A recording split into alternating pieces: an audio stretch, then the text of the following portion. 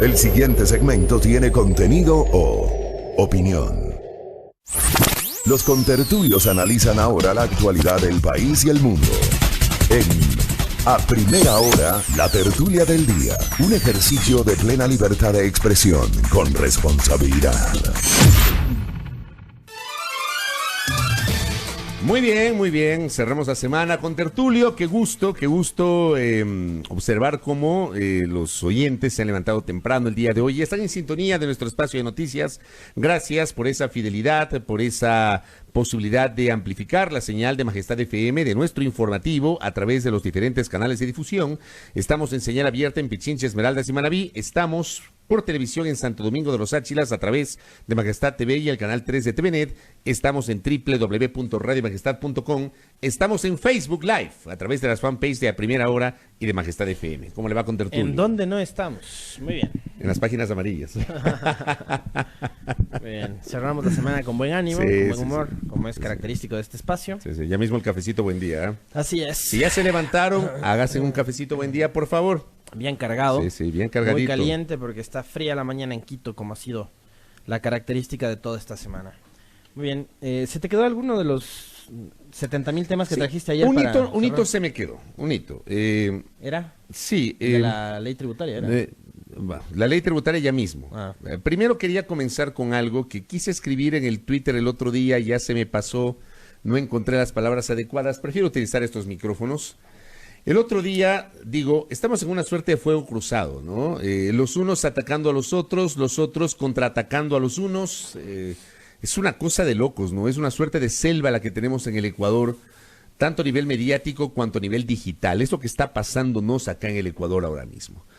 Y dentro de los contraataques, en las últimas horas hubo una publicación en la cuenta oficial Twitter de la Confederación de Nacionalidades Indígenas de la Amazonía, la CONFINAE, que hablaba sobre el pago del impuesto a la renta, el supuesto no pago del impuesto a la renta de algunos personajes vinculados a los medios. Entonces ahí, y este es mi cuestionamiento, mezclan a los gerentes con periodistas. Y dentro de los periodistas, mezclan también a reporteros que no tienen nada que ver con esa comparación que sí resulta absurda. Y yo me pongo a reflexionar.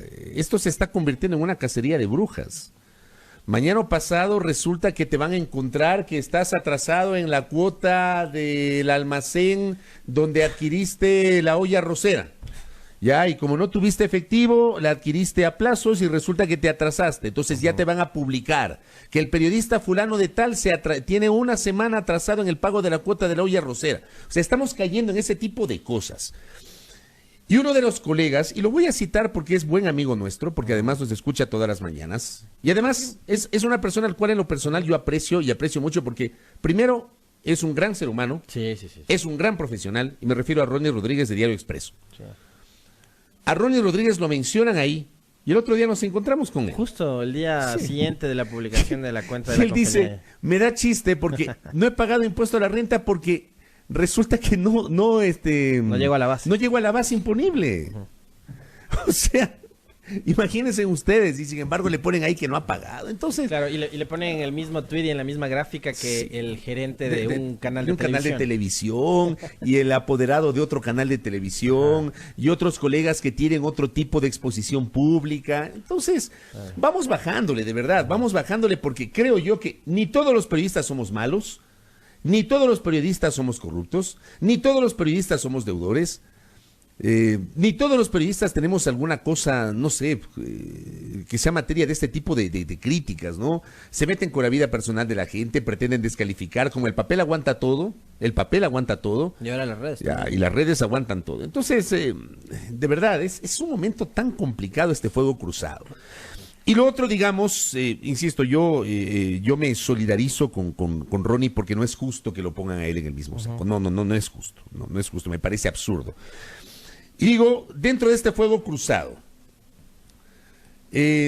las piezas periodísticas que preparan, que difunden algunos medios de comunicación para denostar y siguen con eso, ¿no? El periodismo, la prensa herida en su orgullo, resulta que algunos preparan reportajes para denostar al rector de la Pontificia Universidad Católica del Ecuador. O sea, empezaron un día y no han parado. A lo largo de la semana esa ha sido la noticia, ¿no? Ya se trasladó a la televisión también, ahora la cantaleta por lo del cura Ponce. Entonces, resulta que entrevistan ahí algunos actores políticos. Reviven a alguna gente. Es como en la economía, ¿no? Revivieron a Dajic, los neoliberales. Sí. Y, o sea, si en el periodismo como referente vas a revivir a Dotti, sí, sí. Ahí sí ya no me siento yo tan periodista, te digo. O sea, no puede ser. No puede ser. De verdad que yo, como he venido sosteniendo desde el primer día, aquí no se trata de denostar a una persona porque sí, porque tiene una orientación política, un pensamiento. A mí me parece increíble que, y suscribo lo que decía ayer Pedro Páez acá, ¿no? Que hay alguna gente que cree que la lucha es correísmo, anticorreísmo, que si estás a favor eres morenista o anticorreísta, que si estás en contra eres correísta y estás en contra del gobierno del presidente Moreno. O sea, no entienden que esta es una multiplicidad de cosas, que los colores son una gama, que hay matices. No se entiende, de verdad no se entiende. Y por el hecho de haber hecho una crítica al padre Ponce, ya lo asocian inmediatamente con el correísmo, y en función de aquello a quienes lo han defendido les llaman ovejunos o les llaman correístas o hablan de que saltó la secta. Y tienes que de inmediato pegarte con la familia de Ponce. Y te pegas con la familia de Ponce, inclusive publicando imprecisiones. Ajá. Bueno, publicando mentiras. Sí, porque así fue, ¿no? Sobre el tema de Ponce ayer hubo un detalle, y por qué lo traigo a colación. Digo, dentro de este fuego cruzado, de verdad que uno procura tratar de trasladar a ustedes, amables oyentes y televidentes, las cosas lo más cercanas a la verdad, porque obviamente no somos dueños de la verdad, pero trasladamos a ustedes las cosas lo más cercanas a la realidad. Ayer la Pontificia Universidad Católica del Ecuador, el Consejo Académico, no es el rector, el Consejo Académico, que está integrado por un grupo de docentes, un grupo de personas. El doctor Fernando Barredo, que es el vicerrector, la directora general académica, la directora general de estudiantes, el subdecano de la Facultad de Ingeniería, decano de la Facultad de Ciencias Filosófico-Teológicas, decano de la Facultad de Comunicación, decana de la Facultad de Ciencias de la Educación, decano de la Facultad de Ciencias Exactas y Naturales, subdecano de la Facultad de Jurisprudencia, decano de la Facultad de Economía, decana de la Facultad de Ciencias Humanas, decana de la Facultad de Ciencias Administrativas, decana de la Facultad de Enfermería. Ese es el Consejo Académico de la Pontificia Universidad Católica. Y ayer emiten una comunicación, un acuerdo, que dice: presentar al señor rector, doctor Fernando Ponce León, nuestro respaldo institucional total y irrestricto tanto a su gestión académica al frente de la Pontificia Universidad Católica del Ecuador como a su liderazgo en el servicio comunitario prestado durante los días de la crisis del mes de octubre. Hacer un llamado a la concordia y reconciliación nacional que requiere la difícil situación que atraviesa nuestro país y la región, y en consecuencia deplorar el incentivo de polarizaciones. Esta es la parte más importante, al menos para mí es la parte más importante. Deplorar, la católica deplora, cuestiona, critica, repudia el incentivo de polarizaciones que no ayudan en nada al diálogo que debe haber hoy en el país. Finalmente, recordar a la comunidad universitaria y a la ciudadanía que la Pontificia Universidad Católica del Ecuador es una institución académica sin identificación política que siempre ha promovido el diálogo y los acuerdos democráticos y pluralistas. Amigos y amigas, contertulio, el concepto de la universidad es la pluralidad, la diversidad. ¿Se acuerdan que de esto se habló en su momento hace años a propósito del debate respecto de la construcción de la Ley de Educación Superior? ¿Te acuerdas? Y te acuerdas que saltaron un poco de rectores de universidades, porque consideraban que el Estado se quería meter en las universidades, que hay que respetar la autonomía, que es legítimo que la universidad se presente como este centro de la diversidad, de la pluralidad de pensamiento, que acoja múltiples voces, que no solamente acoja a los que piensan igual, sino también a los que piensan diferente. Bueno, esos conceptos, amigos y amigas, no han cambiado. Y pasa en la San Francisco, pasa en la Universidad Internacional, pasa en la Universidad SEC, pasa en la Católica, pasa en la Andina, pasa en la Central, pasa en la Politécnica. Pero de verdad, estamos cayendo en un momento en el cual ni siquiera toleramos que un académico piense distinto porque inmediatamente le caemos. Y claro, la crítica a la prensa, y los periodistas nos sentimos heridos en nuestro orgullo, y la prensa se siente atacada por la declaración de un cura. ¿Cómo va a ser posible que lo hagan en un púlpito? Yo he dicho en estos días, cuestionemos el tema del púlpito, cuestionemos eso, pero no solamente le cuestionemos al padre Ponce, pues. Cuestionemos también a los otros curas que en los púlpitos, que en el desarrollo de las misas, que durante la homilía, también hablan de política, pero desde otra visión, desde una visión más conservadora, no tan liberal, ¿ya? No tan progresista, desde una visión más conservadora. Ustedes no me van a decir, por ejemplo, que el arzobispo de Guayaquil, Monseñor Antonio Arregui, no ha hablado de política durante sus intervenciones en la iglesia. O Monseñor Mario Ruiz Navas, que fue presidente de la Conferencia Episcopal y que fue, no sé si sigue siendo, arzobispo de la ciudad de Puerto Viejo, no ha utilizado el púlpito también para hablar de política. Entonces, ¿de qué estamos hablando? Si vamos a cuestionar al uno, cuestionemos a todos. A todos. Pero aquí se quedan solamente con la visión. ¿Por qué? Porque no piensa como ustedes. Así resulta, ¿no, Contratulio? ¿Ah? Sí, yo suscribo absolutamente tus palabras. Me parece además que el comunicado del Consejo Académico de la PUCE es, digamos, muy concreto y contundente en respaldo al rector Fernando Ponce. En este momento, y como estamos viviendo ahora mismo las cosas en absolutamente todos los ámbitos, en lo deportivo, en lo social, en lo religioso, en lo político, en lo académico, siempre vamos a encontrar visiones totalmente antagónicas la una de la otra. Ese es el Ecuador que tenemos hoy en día. No es un Ecuador de consenso, no es un Ecuador de medias tintas, es un Ecuador que siempre está o blanco o negro, no estamos nunca viendo los matices. A mí lo que me decepciona y mucho, yo insisto en eso, es que quienes en su momento se presentaron en lo público como defensores de la libertad de expresión, ahora les incomoda esa libertad de expresión. Probablemente mucha gente que nos escucha no estará de acuerdo, o alguna gente que nos escucha no estará de acuerdo en todo lo que nosotros decimos. Y es lo legítimo, es normal. No comparte con todo lo que nosotros decimos, pero eso es lo legítimo y eso es lo que cabe en una democracia. Yo también, coincido en parte con la visión que tienen determinados líderes de la Iglesia Católica con respecto de el rol de los medios, empezando por el propio Papa Francisco, que en varias de sus intervenciones ha sido muy crítico con el accionar de determinada prensa. Y aquí creo que hay un elemento fundamental, que es el de la no generalización. Porque claro, cuando hablamos, por ejemplo, del accionar de los religiosos, tampoco podemos meterles en el mismo saco de los pederastas, de los abusadores sexuales de menores de edad, a todos los curas. No toda la comunidad religiosa es precisamente un pederasta. Yo creo que ocurre exactamente lo mismo. Y seguramente el periodista que generó toda esta avalancha de opiniones, de críticas, y que ha generado además un linchamiento que es evidente en contra de Ponce, se sintió aludido. Probablemente si tú o yo estábamos en esa misa, no hubiera pasado lo mismo. Yo capaz que le daba la razón. Hubiese pasado desapercibido el comentario del cura. Capaz que le daba la razón. Porque además, si el cura en su homilía decía, como algunos periodistas, que no está generalizando, yo hasta podía compartir el criterio del cura, porque sí, porque como en toda profesión hay buenos y malos. Como en toda profesión, hay buenos y malos. Y a propósito de eso, yo también quiero solidarizarme con nuestro colega Ronnie Rodríguez, porque suscribo también las palabras del contertulio. Es un gran ser humano. El Ronnie es uno de los periodistas más humildes que yo conozco. Y es realmente complejo encontrar periodistas que sean humildes. Y el Ronnie lo es. Y además es humilde siendo un tipo que está siempre muy bien informado y que siempre está en las fuentes.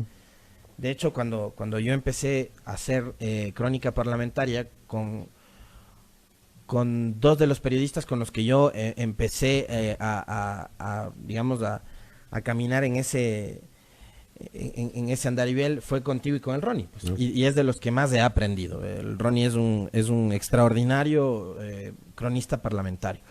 Entonces, sí, yo me solidarizo con él. No le puedes poner al mismo nivel del gerente de un canal de televisión de los más grandes de este país. Imposible. ¿No? Me parece que ahí también como que exageran la nota, se les fue un poquito la mano. A la compañía se le fue la mano.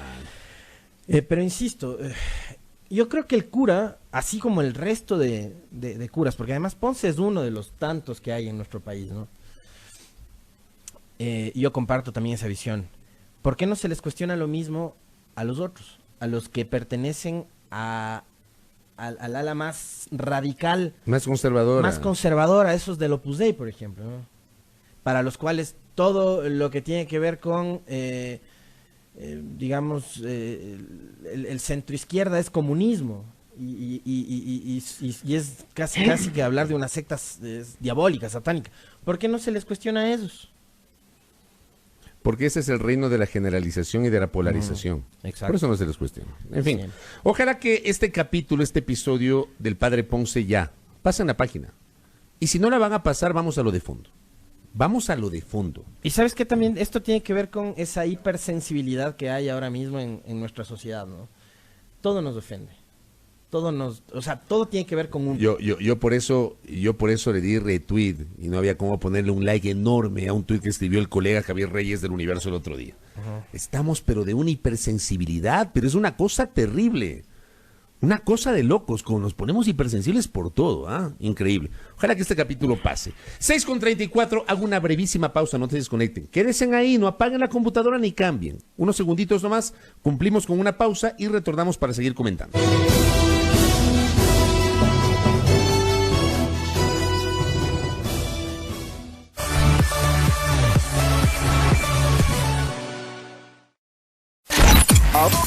Ahora escucha Majestad FM.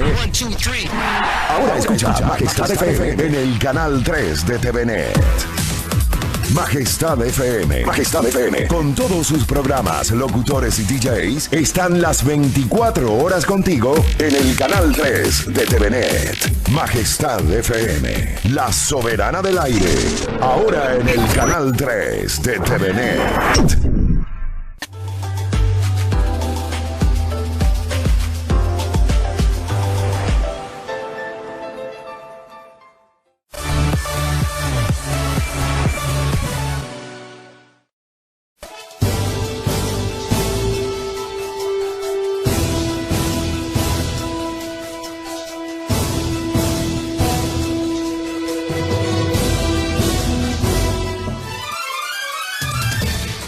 Bueno, seguimos. Para cerrar ese episodio, digo, esas actitudes tan beligerantes y tan tosudas han hecho que a uno, que es ateo, se ponga a defenderle al cura.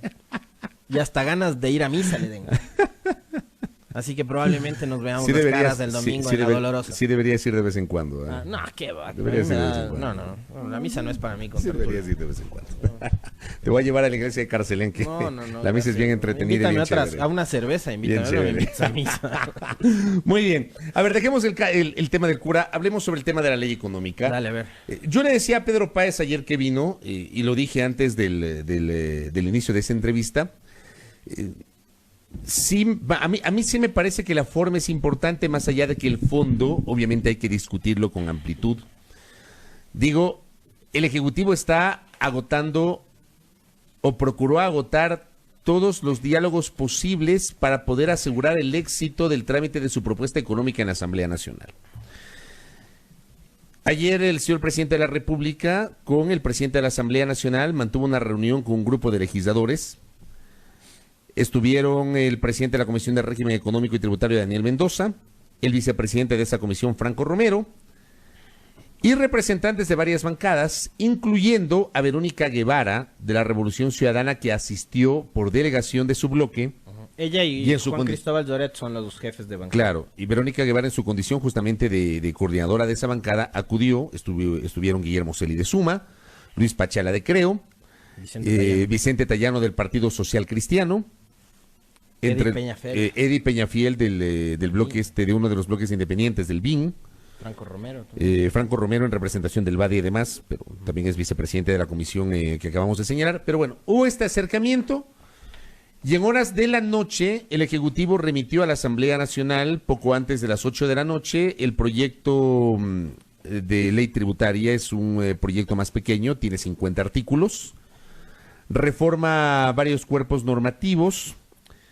Este proyecto se llama, les digo el nombre exacto, Se llama Proyecto de Ley Orgánica de Simplicidad y Progresividad Tributaria. Ese es el nombre. Un nombre corto, no como el proyecto anterior, que tenía 440 artículos y era un nombre, pero larguísimo. Que finalmente le conocimos solamente como Ley de Crecimiento Económico. Este proyecto contiene 50 artículos, 5 disposiciones generales, 10 transitorias, una final.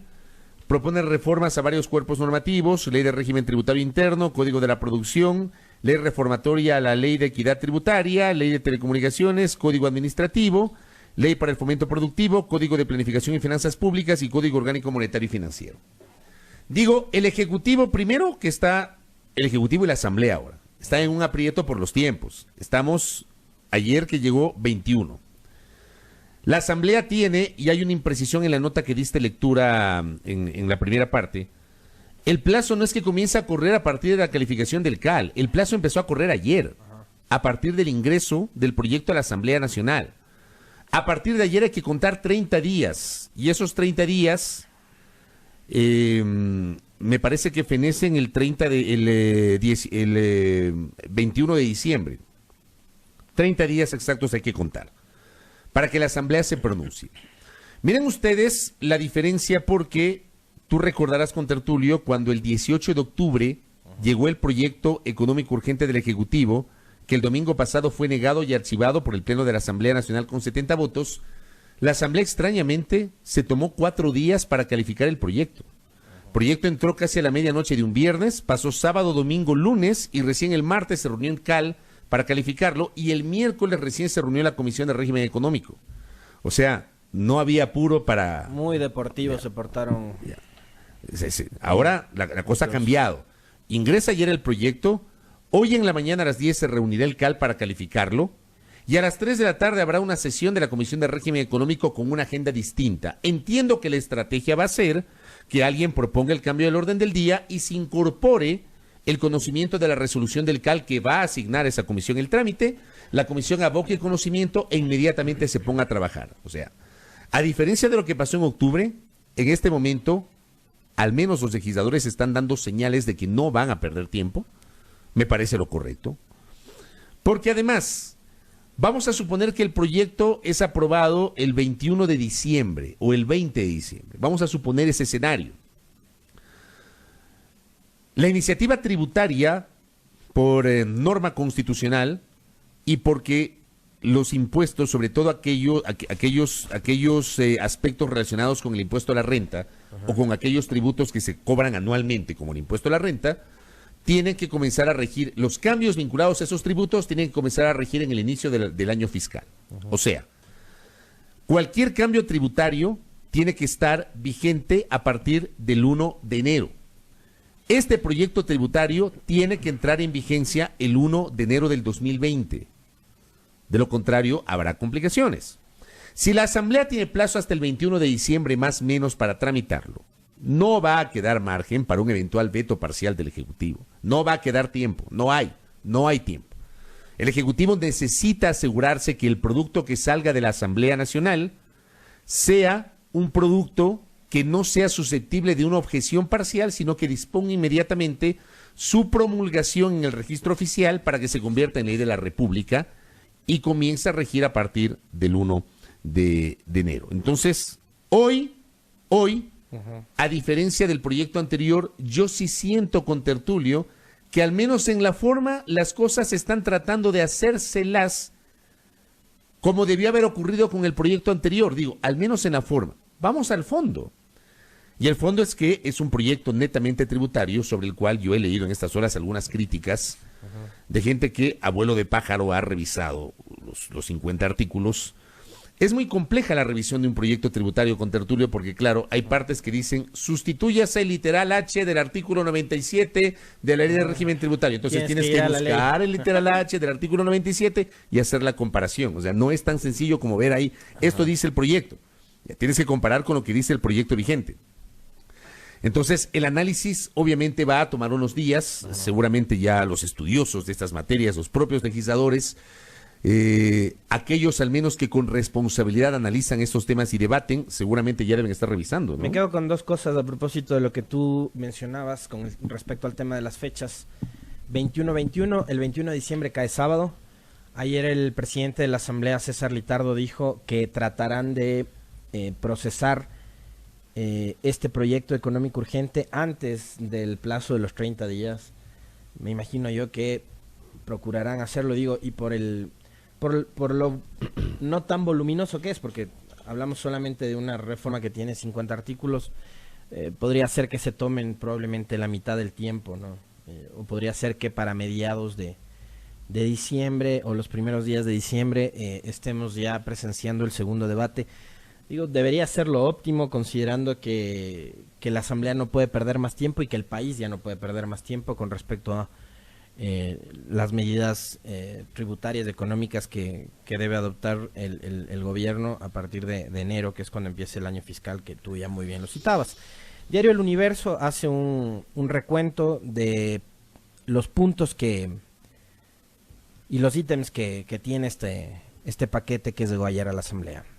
El IVA no sube, tampoco se crea ningún impuesto para los sectores más pobres, se mantiene la eliminación del anticipo del impuesto a la renta a los microempresarios, se reducen los trámites tributarios a los emprendedores, a las empresas de los sectores industrial, agrícola, ganadería afectados por el paro de octubre se les reducirá un 10% del valor a pagar del impuesto a la renta del 2020. Esto es para las empresas de las provincias de Cotopaxi, Imbabura, Bolívar, Chimborazo, Cañar y Tungurahua. A 9,000 jóvenes se les condonarán los intereses de los créditos educativos que no pudieron cumplir. 0% de IVA a las tiras para medición de glucosa, las bombas de insulina y marcapasos. Esto tiene que ver con sector salud. Los ciudadanos que mantengan deudas pendientes tendrán 120 días para pagarlas para que su historial crediticio quede limpio. Los agricultores también son favorecidos. Las flores, el follaje y los tractores de hasta 300 caballos de fuerza ya no tendrán IVA. Se elimina el anticipo del impuesto a la renta y los negocios podrán avanzar mejor, ya que se eliminarán más de 100,000 agentes de retención. A mayor ingreso, mayor aporte y mayor solidaridad. Por eso se propone una contribución única para sociedades con ingresos grabados mayores a $1,000,000. Aquí habla de los ingresos, no de las utilidades, que eso nos explicaba el otro día uno de nuestros invitados, ¿no? Que debería ser sobre las utilidades y no sobre los ingresos, porque digamos, sobre esos ingresos puede haber que las empresas tengan pérdidas. Claro.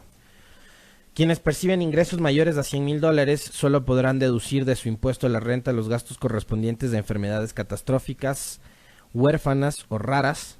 30,000 familias afectadas por el terremoto del 2016 y que recibieron crédito para reconstruir sus casas ya no tendrán que pagar esa deuda.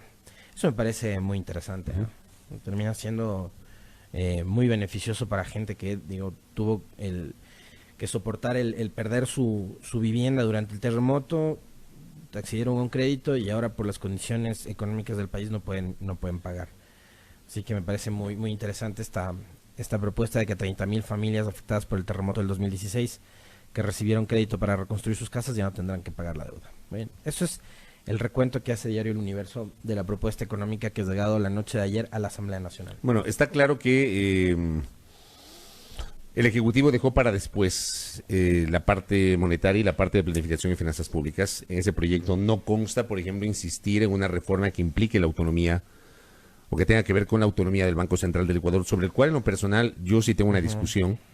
Y tengo una discusión porque la Constitución no le brinda pues al Banco Central esa autonomía.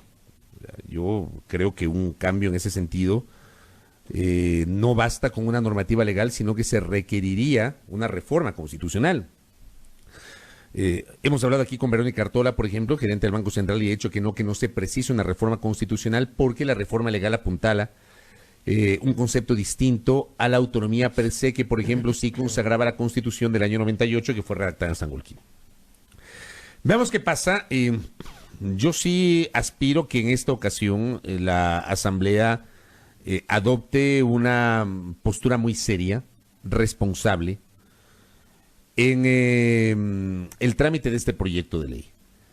Que los legisladores se inteligencien profundamente del contenido del proyecto, que dejemos de lado el sesgo per se, sino que revisemos el proyecto. O sea, hay que revisar el proyecto y con base en la revisión del proyecto empezar a sacar lo bueno, que debe tener algo bueno, y lo malo, que seguramente debe tener algunas cuestiones negativas para ciertos sectores. Ahora, ¿sabes qué me llamó la atención ayer? En la locución del presidente, de lo poco que pudieron grabar los medios de comunicación, un extracto que sacaron de la intervención de Moreno en el salón de gabinete, ¿sí se llama, no? Salón de gabinete. Salón de gabinete, donde se reunió con los legisladores y con su mesa chica. El presidente ahí reconoció que el proyecto anterior tenía errores.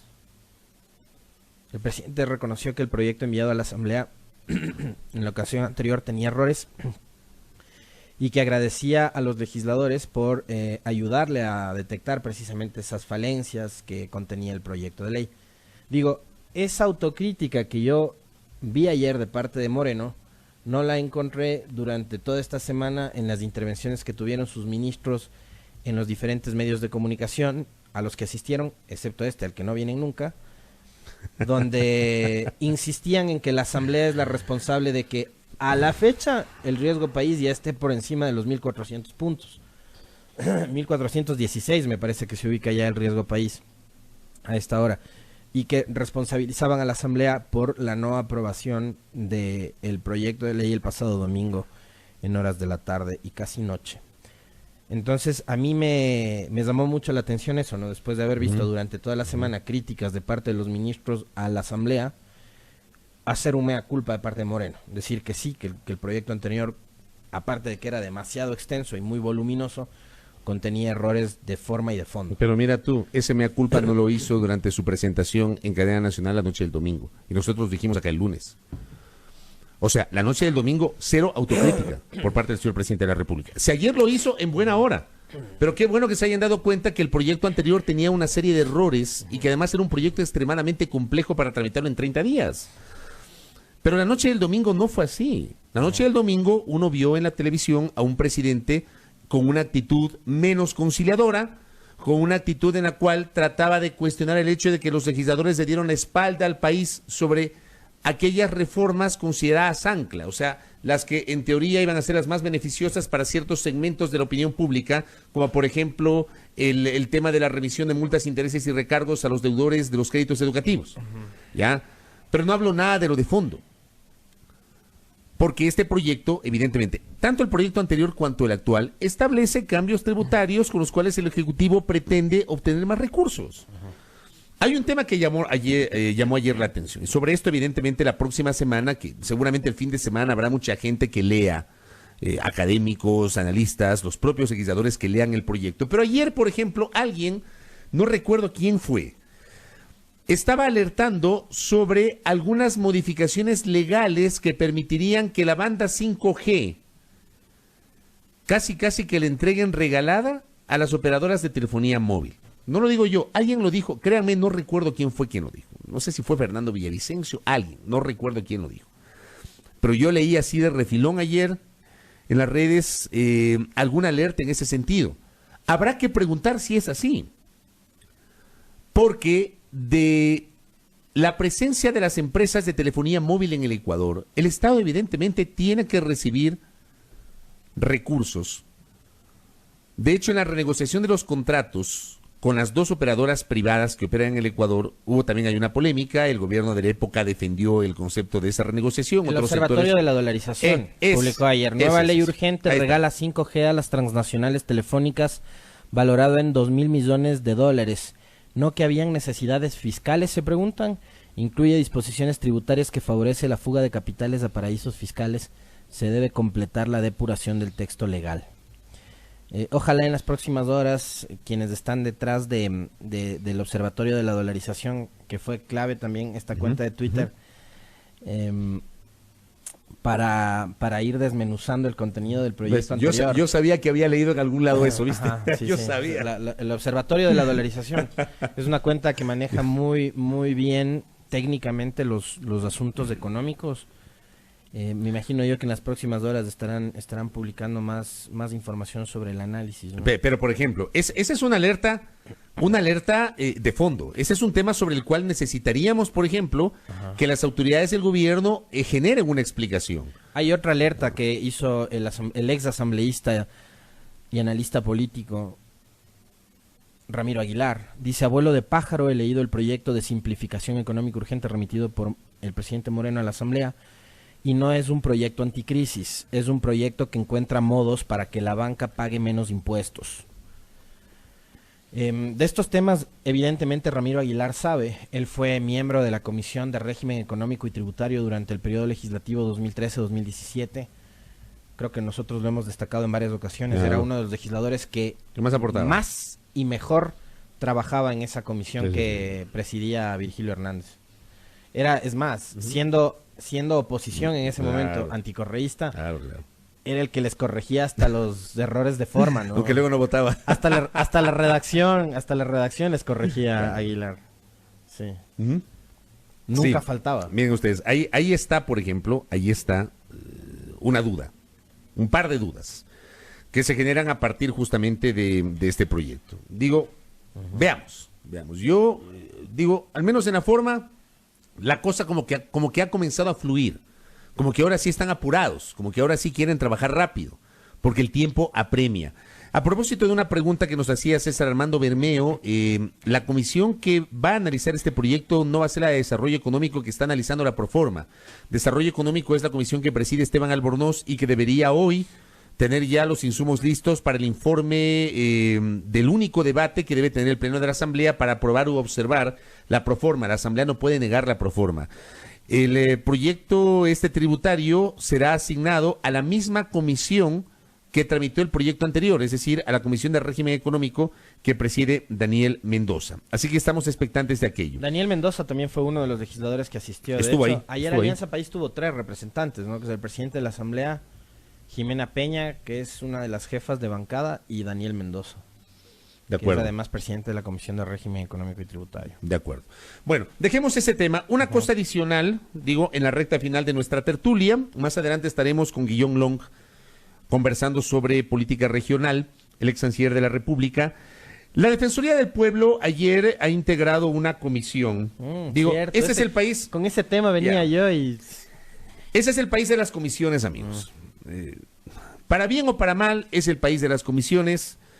Cuando yo escucho, por más importante que pueda ser una comisión y por más valiosas que puedan ser las personas que integran esa comisión, el hecho de que se integre para todo, comisiones especiales, comisiones ad honorem, comisiones para esto, comisiones para aquello, a mí me invita a pensar de que la institucionalidad en este país no es lo suficientemente fuerte como en efecto es. Yo creo que este país no tiene instituciones fuertes, lo he dicho. Y la creación de comisiones ad hoc, comisiones externas, confirman efectivamente esta presunción o esta forma de pensar que yo tengo. Este país no tiene una institucionalidad fuerte, no la tiene. Hoy se ha creado una comisión por parte de la Defensoría del Pueblo. Por un lado digo, ya creada la comisión y discutamos la pertinencia o no de la comisión. Hablo de su integración y por lo menos sí destaco, no sé cuál es tu opinión con Tertulio, sí destaco que por lo menos en esa comisión sí se haya buscado algún tipo de equilibrio respecto de la forma de pensar de sus integrantes. Digo, ahí está Juan Carlos Solínez, Rosalía Arteaga. Yo tengo mis reparos ahí. A ver, primero, Javier Zavala, Juan Carlos Silver Solínez, Martínez. me vas a disculpar, y probablemente el doctor Solínez hasta nos esté escuchando. Salúdelo. Es una persona a la que yo respeto como a todo el mundo en este país, pero con la que sí discrepo en muchísimas cosas. Y eso no te hace enemigo del doctor Solínez. Claro, desde luego, no. Pero digo, en el campo del respeto discrepo. Claro. Así como discrepo con un montón de gente, así como discrepo contigo. Sí. Como discrepé contigo cuando le pusieron la banda de capitán a Chilier. A Chilier en la selección y el contertulio casi me salta la vena. No, pero no fue así, no. Está faltando la verdad, señor. A ver, así no fue. En el caso del doctor Solínez y de la doctora Rosalía Arteaga, por sus intervenciones durante y después de la protesta, creo que hay un sesgo marcado. De acuerdo. En el caso, no sé si se acuerdan ustedes, pero yo sí les voy a recordar. El señor Solínez apareció en un video con ex candidatos en donde ya en pleno desarrollo de las protestas hablaban incluso de la ausencia de alcalde en Quito, una ejecutoria y una actuación totalmente política y sesgada. Y tiene derecho a tener su sesgo. Ojo, tiene derecho a tener su sesgo. Pero me parece a mí que tanto, a ver, Rosalía Arteaga y Solines son dos políticos. Son dos políticos además en activo. No porque en el caso de Rosalía no haya participado hace un montón en temas de elecciones y de tales, pero ella es un actor político, con Tertulio. Es un actor político. Me parece a mí que ahí hay un sesgo.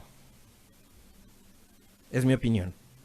De acuerdo. Solines habló mucho durante las protestas, salió en videos y en grabaciones con candidatos cuestionando las ejecutorias del alcalde Yunda, diciendo que no hay alcalde, que la ciudad está abandonada, que no hay liderazgo. Entonces, no sé, o sea, yo, a ver, en principio, ¿por qué estoy en desacuerdo con la creación de esta comisión? De entrada ya tenemos una comisión ocasional creada en la Asamblea, que está investigando los hechos y que ha avanzado, incluso tomando también el testimonio del propio defensor del pueblo, el doctor Freddy Carrión. Después, ¿por qué? Porque hay una institucionalidad que supuestamente, después de que el doctor Julio César Trujillo dejó limpiando todo, reinstitucionalizando el Ecuador, después de limpiar a todas las ratas del correísmo, como así se refieren, ¿no? Parte de la opinión pública. Ya, nos dejó limpiando todo. Ahora sí tenemos institucionalidad. Entonces tenemos una fiscal 20/20, tenemos un contralor que es el adalid de la lucha contra la corrupción, tenemos un consejo de la judicatura también de lujo, una corte constitucional de lujo, o sea, tenemos instituciones de lujo gracias al doctor Julio César Trujillo. ¿Para qué crear comisiones? Es que no hay institucionalidad. Ah, ya, no ok. hay, Entonces no hay institucionalidad, perfecto. No existe. Gracias, contertulio. No existe. O sea, que te creen comisiones para todo. Oye, que te creen comisiones para todo. Y ojo. No funciona, entonces, la fiscalía no funciona, la contraloría no funciona nada en este país. O sea, tienes que andar creando comisiones. No sé, se le atribuye a Perón y se le atribuye a Napoleón aquella famosa frase de, si usted quiere que algo no funcione, cree comisiones. Cree comisiones. O si usted quiere contentar a todo el mundo. También. De acuerdo. A ver, y no es solamente ahora, esto ha pasado en otras ocasiones. En otras etapas de la vida democrática del país, aquí han creado comisiones de reforma constitucional, comisiones para investigar no sé qué cosa, la comisión del 30S, la comisión no sé cuánto. O sea, en un país con una institucionalidad fuerte, sólida, no debería haber comisiones. O sea, el crear comisiones en este momento confirma lo que estoy señalando. Tenemos una institucionalidad débil, que no sirve. endeble. Y además no hay credibilidad en esas instituciones. No existe credibilidad. Entonces, ¿qué hacemos con el informe? A ver, saca el informe la comisión de Fernando Urbano en la Asamblea, que ha llevado un trabajo durante un mes. Tiene que ser conocido por el Pleno. Ya. Saca ese informe. ¿Qué hacemos? ¿Esperar a que ahora la comisión de la Defensoría también entregue su informe y contrastar? Y después veamos otra, que la CONAIE también cree su comisión para investigar los hechos de las protestas. ¿Sí me entiendes? O sea, no. Así no vamos a construir jamás institucionalidad y vamos a seguir desconfiando todos de todo y esto así no funciona. Y sobre lo que tú estás diciendo respecto de los políticos es verdad. Es verdad. Ahí hay personajes que tienen un sesgo. Yo hablaba en la primera parte de mi comentario sobre este tema, yo hablaba que tal vez ya se integró a la comisión y por lo menos encuentro algo de equilibrio. Al menos en el papel, encuentro algo de equilibrio. Cuando, por ejemplo, están personajes como Sibel Martínez, que me parece a mí en lo personal es una mujer muy seria en su trabajo, y además es muy crítica con algunas cosas que están pasando en el país. Creo que es correcto que Sibel Martínez esté ahí y creo que es correcto que ella presida esta comisión. Sobre Javier Zabalegas, evidentemente tiene sus bemoles. Javier Zabalegas, al final del día, integró la comisión, integró el Consejo de la Judicatura de Transición, sobre el cual nosotros en su momento generamos una crítica que no fue bien entendida por algunos sectores. Que yo soy, y creo que coincidimos allí, nosotros somos de los que creemos que no todo lo que hizo el Consejo Transitorio estuvo bien. Es más, yo creo que muchas de las cosas que hizo el Consejo Transitorio fueron equivocadas. Fueron inconstitucionales. Fueron abusivas. ¿Ya? Por más que el momento político lo haya demandado o por más que había una necesidad Yo sí soy de los que piensa que el fin no justifica los medios, señores. Yo pienso así, he pensado siempre así. El fin no justifica los medios. Y creo yo que ese consejo transitorio, liderado por el fallecido Julio César Trujillo e integrado entre otros por el doctor Javier Sabalaegas, cometió algunos excesos y algunas inconstitucionalidades. Vale decir que sobre una de las más grandes inconstitucionalidades que en lo personal señalamos, coincidimos con esa visión, otros no coincidieron con aquello, respecto de evaluar y destituir a la Corte Constitucional, que a mí en lo personal la Corte Constitucional anterior me parecía impresentable. Pero constitucionalmente no había manera de cesar esa Corte. Ese no era el mecanismo. ¿Ya? Y porque creo que el Consejo Transitorio no tenía atribución, derivada de la consulta popular, no tenía atribución para destituir a la Corte Constitucional. El único que se opuso a eso fue Javier Zavala, digamos, vale decirlo. Pero él fue parte del Consejo de Participación Ciudadana de Transición. Y no hay más, te pregunto. No hay más profesionales. Estaba yo pensando... No hay otras personas, oye, no hay venía otros yo en el profesionales carro, de valía. venía yo en no hay el carro otros acá pensando académicos. eso. Yo venía pensando en eso. Siempre lo mismo. Mientras venía acá pensando en eso, o sea, mientras venía en el carro, venía pensando justamente, siempre los mismos. Yo sí creo que hay gente más valiosa en el Ecuador. Y yo no pretendo denostar, por ejemplo, las capacidades de quienes han sido, digo, partiendo de lo que estamos señalando, tal vez las capacidades profesionales, la trayectoria, la formación, más allá de eso. Yo sí creo que en el Ecuador hay otra gente que tiene las mismas capacidades y las mismas potencialidades, la misma formación o incluso una mejor formación. Están haciendo lo mismo que criticaban ¿Sabes cuál es el del problema? pasado. ¿Sabes cuál es el problema? Lamentablemente estas comisiones se integran generalmente con gente conocida. Oye, y es un detalle adicional que nos recuerda a una de nuestras oyentes, ¿ves? Porque yo te decía, hay un sesgo. Yo hablaba del doctor Solines porque él, no me estoy inventando yo, no es que yo tenga una fijación con él, pero él estaba en un video en donde salía Juan Carlos Holguín, César Montúfar, hablando de la ausencia de liderazgo, de que el alcalde no está en nada, de que dejó sola la ciudad y tales. La señora Rosalía Arteaga, durante los días de la protesta, estuvo aquí concentrada en Ashiris. Hay un sesgo. Así fue. Entonces, ¿por qué no invitan también a un dirigente de la CONAIE a integrar la comisión? Yo en lo personal no estoy de acuerdo con que se haya integrado Yo una comisión. tampoco, o sea, pero te digo, por último, para que haya un poco de equilibrio. Además, yo creo que la Defensoría del Pueblo hizo un gran trabajo durante las protestas de octubre. Sí. Y lo destacamos acá. Pero con esto se me está cayendo del pedestal, creo que- pues, del doctor Carrión a mí. Creo que el integrar una comisión está ¿Para de qué? más. Está de O más. sea, ya con lo de la asamblea era suficiente. Oye, y por cierto, que esto también venía pensando mientras venía acá. Digo, a propósito de la presencia del doctor Javier Sabalaegas, a quien en lo personal le guardo un profundo respeto, yo venía pensando en el Consejo de Participación Ciudadana.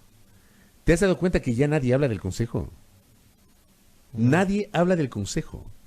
¿Se han dado cuenta que nadie habla del Consejo? A mí me encantaría saber, por ejemplo, qué pasó con la famosa cruzada de recolección de firmas para convocar una consulta popular que implique la eliminación del Consejo de Participación Ciudadana y Control Social. Bueno, lo que pasa es que eso de alguna manera se vio opacado por el tema de las protestas de octubre. Creo que lo de octubre terminó por enterrar algunas cosas que, claro, como somos un país súper coyuntural, nada aburrido, donde siempre pasan cosas, creo que las protestas de octubre con Tertulio significaron un antes y un después para este país. Ya no se habla del Mundial 2030, No, ya no. ¿no? Que era una novelería con la que aparecieron por ahí algunos ministros No, ya no se habla. del gobierno de Moreno. Ya ni se menciona esa locura. No se habla. En buena hora también, ¿no? Pero ves, otro detalle es este, ¿no? Que lideraba el doctor Pablo Dávila. Dávila, El doctor Pablo Dávila. con el secretario del consejo anterior. Con el señor Darwin Seraquibe. Con él. Tenía un colectivo ahí. Sí, sí. Ya no se habla. Yo mucho de quisiera eso. saber qué pasó con eso. Hay lo que hay en la asamblea ahora mismo es una comisión ocasional Ya. también que está tramitando las Ya, enmiendas. pero esa comisión ocasional está tramitando un proyecto de enmiendas que no implique la desaparición del Consejo, sino la eliminación de la atribución del Consejo para poder designar autoridades de control. Pero yo insisto, de esto se hizo un montón de bulla. ¿Ah? convocatorias a la prensa, presencia en la Corte Constitucional, el anuncio de la integración de un colectivo, en las esquinas recogiendo firmas, alguna gente posteando fotografías en las redes. Yo ya firmé por la eliminación del Consejo. ¿Qué pasó con eso? ¿Firmaste? No. Ah, ya. No. Es que dices, yo ya firmé por la eliminación del Consejo. Yo no dije que firmé. Alguna gente que se ya, tomó ya, fotografías. alguna gente. Yo ya firmé. No, yo Sí. yo no, porque yo, digamos, creo que quienes nos siguen hace tiempo saben cuál ha sido nuestra posición sobre estos temas. Uno procura tratar de equilibrar las cosas. No puedes dar tu firma en la calle, ¿no ves lo que me pasó a mí? Que, Sí, que pues, aparecí después de... Apareciste afiliado a la Concertación, Sí. con Tertulio Cuellero y el doctor Montúfar. En fin. es. Bueno, eso es lo que pasa. Les Nunca, dejo de tarea. nunca me invitaba a las reuniones del buró. Qué barbaridad. Les dejo de tarea. ¿Qué pasó con la recolección de firmas para convocar una consulta popular? Había mucha premura, había que desaparecer ya ese organismo demoníaco, el Consejo de Participación Ciudadana y Control Social. ¿Qué pasó con eso? Les dejo de tarea. ¿Ah? Vamos a la pausa. ¿Ah? Vamos a la pausa. Gracias por la sintonía. Gracias por los aportes. ¿Ah? Gracias por la sintonía de los oyentes. Por ahí vi un mensaje desde Alemania. Gracias. Sí. Gracias a quienes se unen a nuestra sintonía, tanto en el resto del país cuanto alrededor del mundo. Pausa al retornar. Contacto vía digital. Un comentario Vía video valiosísimo. con Guillón Long. Un comentario valiosísimo. Dale. Que nos hace uno de nuestros más fieles oyentes. Gente profesional en derechos humanos debería estar en esa comisión. Así es. Suscribo absolutamente. Por ejemplo, Sibel Martínez está bien. Ya. Sibel Martínez está bien. Porque ella sí sabe de eso. Sabe del tema de derechos humanos, sabe el tema de protección de niñas, niños y adolescentes, sabe, por ejemplo, del tema de la violencia de género. Ella sabe de eso. Pero es verdad, qué buen aporte. Sí. Gente que sepa de derechos humanos, que no haya sido tan visible. No pidan gente apolítica, porque eso no existe. No pidan gente que no tenga un sesgo, porque eso no existe. Pero qué buen aporte el del oyente. ¿Oyente? La oyente, el de la oyente. 7:09 en la mañana, no se despeguen de nuestra sintonía. Al retornar, videollamada con Guillón Long aquí en A Primera Hora.